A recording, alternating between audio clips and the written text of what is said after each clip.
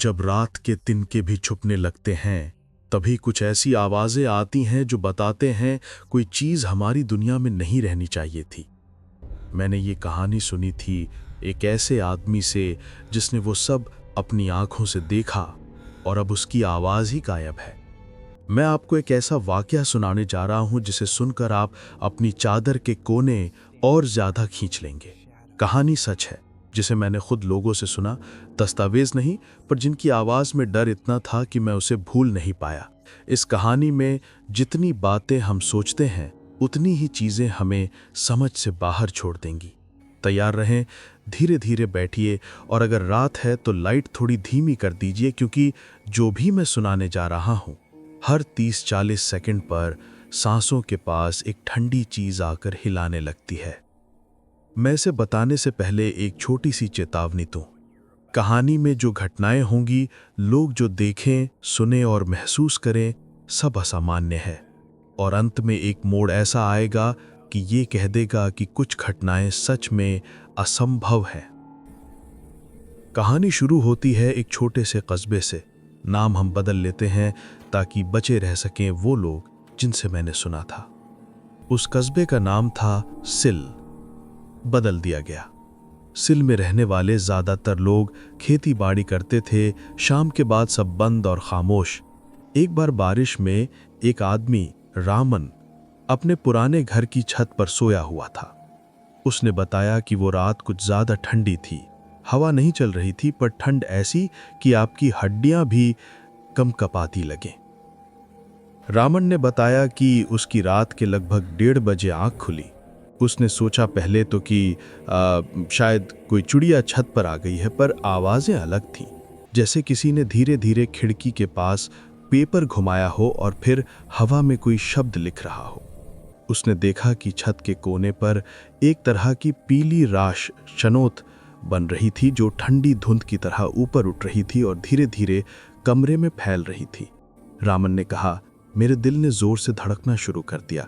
मैंने कमरे की तरफ देखा पर कुछ दिखाई नहीं दिया। फिर भी आवाजें बढ़ती गईं। किसी ने फुसफुसा कर कहा, आओ। हर 30-40 सेकंड के अंतराल पर रामन ने महसूस किया कि घर के चारों कोनों से कुछ हल्की सी नोकियां आ रही हैं, जैसे किसी ने चाकू की नोक से हवा में रेखाएं खींचती हों। वे आवाजें एकदम छोटी थीं, पर इतनी सस्पेंसफुल कि रामन के दिल की धड़कन 4 गुना तेज हो गई।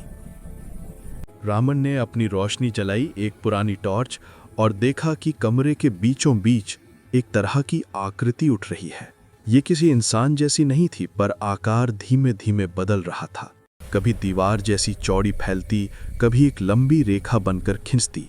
रामन ने कहा, मैंने कदम पीछे रखा, पर जमीन पर मेरी परछाई जैसी कोई चीज नहीं दिखी। आवाजें अब बिल्कुल पास थीं, मानो कोई आपके कान के पास धीरे से सांस ले रहा हो।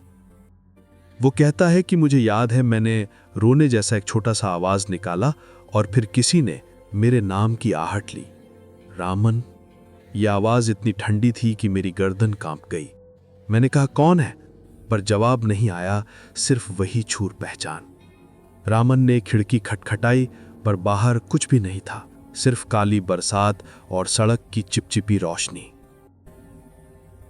अचानक छत का एक हिस्सा जैसे धीमे से गार्डन में गिरने लगा। रामन का दिमाग उससे भी आगे जाने लगा। उसने महसूस किया कि छत पर बने पुराने अखबार के टुकड़े अपने आप जैसे खुल रहे हैं और उन पर कुछ शब्द बन रहे हैं। शब्द जो उसे पता नहीं थे, पर उनकी लिपि, उसकी भाषा भी नहीं थी। वो शब्द कुछ ऐसे थे जैसे किसी ने मिट्टी पर नाखून से लिखा हो, ना लौटो। रामन ने ये शब्द देखा और हाथ से हट गया।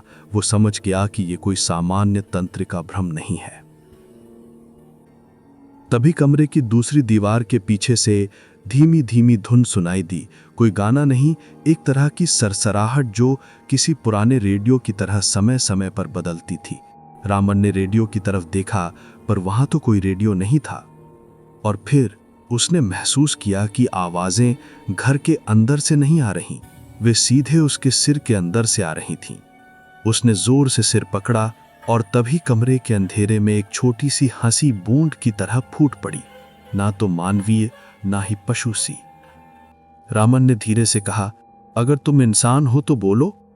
आवाज ने उत्तर दिया, हम इंसान नहीं हैं, पर हम तुम्हारे घर के पुराने दिनों के 12वें साल के गवाह हैं। रामन चिल्लाया, क्या मतलब? आवाज ने बस एक शब्द कहा, याद। आकृति धीरे से रामन की तरफ बढ़ी। न जमीन पर कदम पड़ रहे थे न कहर। उसकी छाती में एक ठंडी धड़कन आई और उसने पीछे सिर मटके से देखा। उसके पीछे की कुर्सी पर एक पुराना पैकेट रखा था। पैकेट में एक तस्वीर और कुछ चिट्ठियां थीं। तस्वीर में वही घर था, पर बहुत पुराने जमाने की, और तस्वीर के पीछे एक नाम लिखा था जिसे रामन ने कभी सुना ही नहीं था। पर चिट्ठी का पहला वाक्य पढ़ते ही उसके हाथ कांपने लगे। जब तुमने इस घर पर नजर रखी, हमने उसे नहीं देखा। रामन ने उन चिट्ठियों को पढ़ा। हर चिट्ठी में उस घर के एक एक साल का ब्यौरा का, और आखिरी चिट्ठी में सिर्फ एक लाइन थी कि जब अगला गवाह सोएगा तो वो बातें सुनेगा जिन्हें हमने दबा दिया था। रामन ने महसूस किया कि वो गवाह बन गया था। उसने दरवाजा खोला और नीचे की सीढ़ियों की तरफ झांका। नीचे सब कुछ वैसा ही था जैसे उसने छोड़ा था, पर हर कमरे की दीवार पर तेज तेज से संख्या बन रही थी, 1, 2, 3, और हर संख्या के नीचे एक छोटी सी छाप, जैसे किसी ने गर्दन पर उंगली रेखा खींची हो। वो छाप धीरे धीरे गायब भी हो रही थी, पर हर बार उसकी आंख दिखाई गई चीज और भी असामान्य होती जा रही थी। रामन ने नीचे उतरते समय महसूस किया कि हर कदम पर फर्श एक अलग आवाज निकाल रहा था। कभी कोई बच्चा खिलौना, कभी किसी की धीमी धीमी सिसकियां। उसने अपनी टॉर्च को एक कमरे की तरफ घुमाया और अचानक टॉर्च से निकलने वाली किरण ने एक छोटी सी कलाई पर पड़ी। कलाई पर एक घड़ी टिकी थी, पर घड़ी 13 बजा रही थी। रामन ने कहा, ऐसा कैसे हो सकता है? और तभी घड़ी ने खुद ब खुद धीमा होना शुरू कर दिया, और फिर अचानक एक बड़ी दरार की आवाज के साथ पुलिस की सीटी जैसी आवाज कमरे में गूंज गई, पर बाहर तो कोई नहीं था। क्यों? रामन ने फुसफुसाया। आवाज ने कहा, यहां टाइम उस तरह काम नहीं करता जैसे तुम सोचते हो। अचानक कमरे का तापमान और गिरा। रामन ने अपने सांसों की बर्फ की तरह आवाज सुनी। उसकी सांसें सफेद धुंध में बदल गईं। वो भागने की कोशिश की, पर जैसे ही उसने दरवाजा पकड़ा, दरवाजे की ओर एक हाथ जैसा परछाई हिलती दिखी, पर हाथ का कोई आकार नहीं था, सिर्फ मोशन। रामन ने पीछे झट से देखा, कोई नहीं था, पर दीवार पर बनी तस्वीर में एक और तस्वीर झलक गई, जैसे तस्वीर के अंदर की तस्वीर हिल रही हो। रामन ने देखा कि तस्वीरों की आंखें उसकी ओर टकटकी लगाए हुए हैं, और हर बार जब वो टार्च घुमाता, आंखें उसकी आंखों के साथ साथ झुकतीं। उसने महसूस किया कि तस्वीरों की आंखें उसे नहीं देख रही थीं। वो तस्वीरों में छिपे हुए कुछ को देख रहा था जो कभी वहां नहीं होने चाहिए थे। छोटे छोटे चेहरे, कुछ उलझे हुए बाल और छोटे छोटे हाथ जो चिंता से मुड़े हुए थे।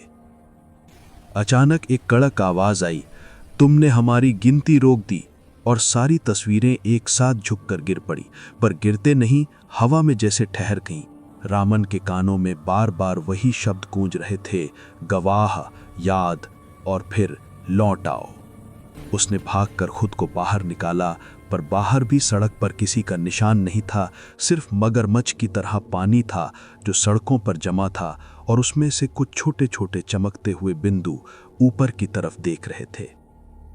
रामन ने अगले दिन का इंतजार किया, पर सुबह आई ही नहीं। सूरज की रोशनी वहां एक धब्बे की तरह धीमी पड़ी रही, और घर की घड़ी लगातार 13 बजे पर अटक कर रह गई। जब उसने पड़ोसियों को बताने की कोशिश की तो उन्होंने कहा कि वे उसे नहीं जानते। उसके घर के पास रहने वाले लोग उसे अजनबी बताने लगे। उसका नाम किसी को याद नहीं था। और सबसे अजीब बात, उसकी पत्नी जो उसे हर रात फोन किया करती थी, उस दिन फोन नहीं कर सकी, क्योंकि उसका नंबर सिस्टम में उपलब्ध ही नहीं था, जैसे कि वो व्यक्ति कभी अस्तित्व में नहीं रहा हो। और फिर एक हफ्ते बाद जब कोई और आदमी उसी घर में रुका, तो उसने वही आवाज सुनी जो रामन ने सुनी थी। उसने भी वही पैकेट पाया, पर उस पैकेट की आखिरी चिट्ठी में सिर्फ एक लाइन थी कि अगर तुमने इसे पढ़ लिया है तो समझ लो तुम अगले गवाह बन चुके हो। हम वो नहीं हैं जो तुम समझते हो। हम वो हैं जो इस घर की गवाहियों को जोड़ते हैं। और एक बात, तुमने जो देखा वो वापस नहीं जाएगा।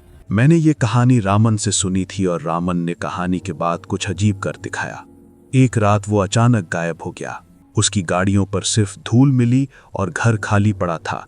पड़ोसियों ने कहा कि वे उसे कब का भूल चुके थे, पर मुझे याद है उसकी आखिरी आंखें जो डर के बावजूद कुछ समझने पर जिद पर टिकी हुई थी। फिर मैंने पता किया, उस घर की पुरानी रजिस्ट्रियां खो चुकी थीं और रेलवे की जो नक्शे थे उनमें भी उस घर का नाम कभी दर्ज नहीं हुआ था। हर 30-40 सेकंड पर कुछ नया आइटम आता है, कभी आवाज, कभी परछाई, कभी एक दस्तावेज जो अचानक दिखाई देता है। और ये सब बताता है कि ये घर और उससे जुड़ी यादें किसी नियम को तोड़ती हैं। समय का नियम, पहचान का नियम, सब कुछ जैसे किसी ने उल्टा कर दिया हो। एक बार मैं खुद रात में उस घर के सामने गया। बाहर से सब सामान्य लगता था, पर खिड़की के कड़कपन के पीछे कुछ हलचल थी। मैंने खिड़की के शीशे पर हाथ रखा और शीशे के अंदर एक उंगली की छाप थी, उतनी छोटी कि बच्ची की लगती थी। और उसके नीचे लिखा एक छोटा सा शब्द, याद। मैंने पीछे हटकर अपने मोबाइल से एक तस्वीर ली, पर जब मैंने उसे बड़ी स्क्रीन पर देखा तो तस्वीर में वो उंगली थोड़ी धुंधली थी। पर अगर आप जूम करेंगे, जरूर जरा ध्यान दो, उस उंगली के पास कुछ छोटे छोटे शब्द दिखेंगे, पर वे शब्द किसी भी भाषा के नहीं थे जो मैं जानता था। रामन के गायब होने के बाद कई लोग उसी घर के पास गए, पर हर बार जो लोग कुछ सुनने गए उन्होंने बताया कि वहां समय अलग होता है।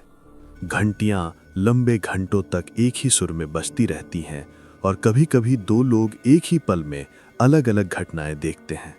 कुछ ने कहा कि उन्होंने खुद अपनी यादें खो दी, किसी ने कहा कि उन्होंने अपने पिता को देखा जो मर चुका था, और कुछ ने कहा कि वे उन छोटी छोटी आवाज़ों को सुनते हैं जो कहते हैं एक और गवाह चाहिए। यहाँ पर असंभव मोड़ आता है। रामन जो गायब हुआ उसके बारे में जो भी लोग रिपोर्ट देते हैं उनमें से हर एक रिपोर्ट में एक छोटा सा मेल मिलता है। जिस दिन वो गायब हुआ उस दिन किसी भी सरकारी रिकॉर्ड में ना दर्ज हुआ, पर अजीब बात यह है कि उसके गायब होने के बाद कई लोगों के पुराने फोटो एल्बम्स में अचानक उसकी परछाई दिखाई देने लगी। किसी का एल्बम जिसमें वो पहले कभी नहीं था, पर अब एक कोने में उसकी परछाई टंगी हुई थी, और वही परछाई हर 30-40 सेकंड पर पन्नों के किनारों में हिलती दिखाई देती थी। और सबसे डरावनी बात, जो लोग उस घर में रुके उनकी स्मृतियां धीरे धीरे बदलने लगीं। जैसे जैसे हफ्ते बीते वे अपने परिवार के नाम भूलने लगे, पुराने रिश्तों का नाम गायब हो गया और बदलते बदलते वे खुद को सिर्फ गवाह कहने लगे। सवाल यही बचता है कि क्या ये घर सिर्फ जगह है या ये एक तरह का दरवाज़ा है? क्या वो किसी ऐसी चीज़ का करंट है जो हमारी यादों को चबाती रहती है? और अगर आपने कभी किसी पुराने घर की खिड़की पर एक हल्की सी उंगली की छाप देखी है, तो क्या आप कभी लौट पाएंगे? कुछ लोग कहते हैं कि अगर आप रात में बहुत ध्यान से सुने तो आप उन चिट्ठियों की स्याही की सूखी आवाज़ सुन सकते हैं, जैसे कोई पुराने शब्द फिर से लिख रहा हो।